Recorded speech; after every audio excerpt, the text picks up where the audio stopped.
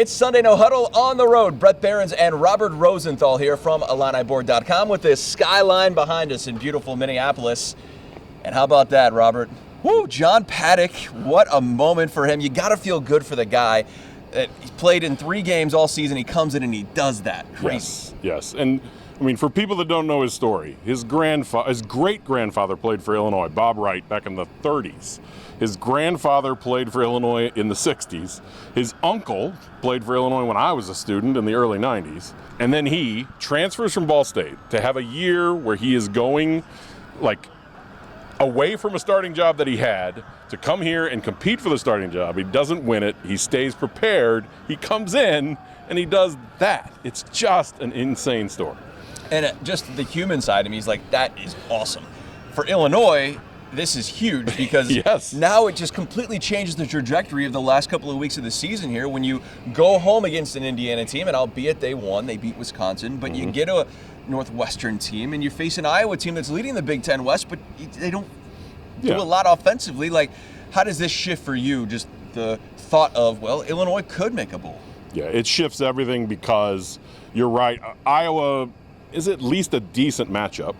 This might be the best offense Iowa has faced in the last 6 weeks or so, the Illinois offense when they faced them. They've been kind of living off some really bad offenses. So it's just crazy how, it's 4th and 11. You're thinking, okay, here it is. Illinois is about to go to 3-6. They'd have to win their final 3. And seconds later, it's like, oh, well, now they're 4-5. They have both Northwestern and Indiana at home, win those, and it's a bowl, and you could get to 7 wins by beating Iowa. It switches that quick. It's kind of crazy how sports always do that to us, right? Yeah. Let's flip the scenario here, and maybe they could get to a bowl, know, and all of that. And the West is crazy. I mean, maybe they're still in contention. Who knows, right? It's just it's what this Big Ten West is. Yep. I think of this also just from the momentum. If you're 3-6, trying to recruit, trying to do all these other types of things, and Illinois still has to win these games. Look, they've played better on the road. Their only 2 Big Ten wins are on the road. Yep. They've got to figure out how to do that at home, but the vibe has to just be so much better for the players and the coaching staff, certainly for the fans. Yes, definitely. Coming back home with a win. Yeah, coming back with not only a win, but that kind of momentum. I mean, we got down there to the press room just as Bielema was entering the locker room. The sounds coming out of that locker room, that's the kind of spin the season around, pivot towards something better, that kind of moment that you wait for in a season. And it didn't come until November. But to have that, to be coming home where you haven't played well, to be moving toward that, it's really, really impressive. All right, I think we learned that John Paddock is a capable backup in what he was able to do. Luke Altmyer is still going to be the starter. We'll see if he can go. We watched him walk off the field. Seemed like he was okay there at the end.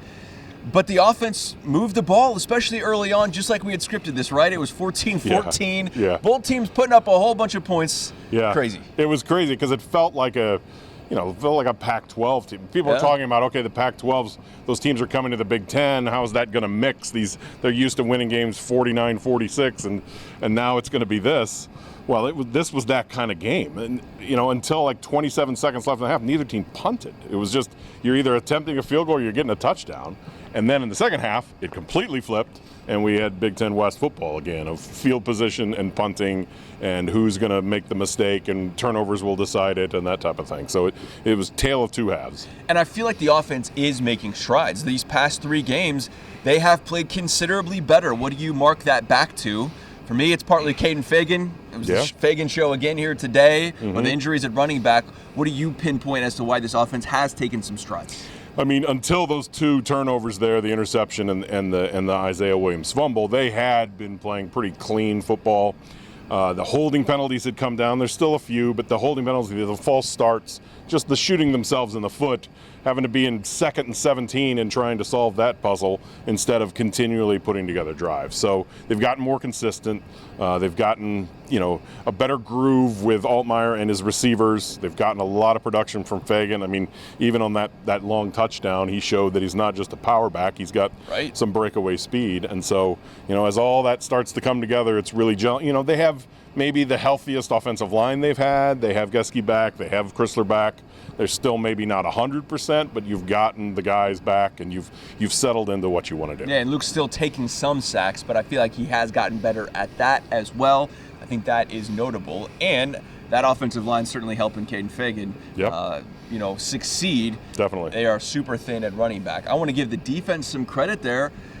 Minnesota had a chance. There was still 45 seconds left on the clock, and the defense finally, at the end of a game, held up. Yes, not even a. Did they get a? I don't think they got a single yard. Right? Was it 4 incompletions? Yeah, it was fourth. It was 4th and long. I know that much at the end there. So, and we should probably shout out the defense on the 2-point conversion attempt by Minnesota. So that would have made it 28-21, which means Isaiah Uom's touchdown would have only tied it. Yeah. They tried to trick play, and Clayton Bush wasn't fooled. And as they tried to throw back to the quarterback, Clayton Bush batted it away. So that's a huge play because it made it 26-21 instead of 28-21, which allowed Illinois to win the game on that Isaiah Williams touchdown. Yeah, good call on that. And I felt like the defense did make adjustments. Minnesota certainly made some adjustments too, like you mentioned, in that second half. But you got to give them some credit for continuing to battle there, because Minnesota pretty much did whatever it wanted there in the first half, as both offenses were just trading scores. Yeah, it's funny to look at the yards per play for both halves. I don't have the numbers in front of me, but it was something like,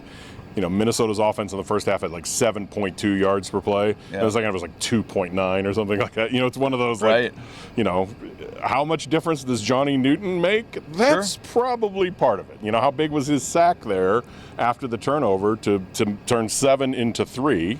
Minnesota had taken over first down at the 12. They only needed 12 yards for touchdown, and Illinois held them to a field goal. And look at how that came through at the end of the game. Yeah, we'll see how this all plays out and parlays into it. I do find it interesting in every season, Robert. There's always moments, good or bad, that define what they are. And there's these breaking points in them, and this very well could be that. How do they continue to build upon this, though? We've seen Illinois not win back-to-back games all season long. How do they do that next week? We've seen that with big road wins. Think back to the Penn State win. When we were having this conversation back in 2021, they win in 9 overtimes. It's like, is this the accelerator forward? You had a bad Rutgers team coming in the next week, and we were talking like, this is where you can get some momentum and really start put together back-to-back wins and stub their toe against Rutgers. So, that's very important that this doesn't become complacent, that this becomes, okay, there was the turning point of the season, and we had a November to remember. I love it. November to remember. Robert Rosenthal from IlliniBoard.com. Thanks as always. Thanks, Brett.